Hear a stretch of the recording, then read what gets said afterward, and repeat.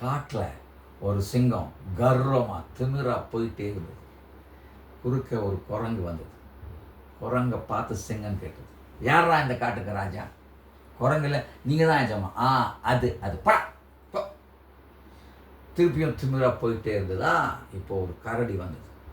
கரடியை பார்த்து சிங்கம் கேட்டது, சொல்கிறான், யாரா இந்த காட்டுக்கு ராஜா? நீங்கள் இல்லை அப்படின்னு கரடி. அப்போ நான் யாரா?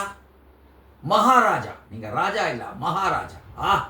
நான் தான் மகாராஜா. ரொம்ப திமிரா கர்வமாக அந்தையோட சிங்கம் இன்னும் மிடுக்கோட போச்சு. இப்போது எதிர ஒரு யானை வந்தது. யானையை பார்த்து சிங்கம் கேட்டது, யார் இந்த காட்டுக்கு ராஜா? யானை 2 அடி பின்னாடி வந்தது. தும்பிக்கையை உயர்த்தி சிங்கத்து மேலே போட்டு சிங்கத்தை சுழட்டி நல்லா ஒசரம் அங்கேருந்து டமால்னு மண்ணில் போட்டு அடிச்சு.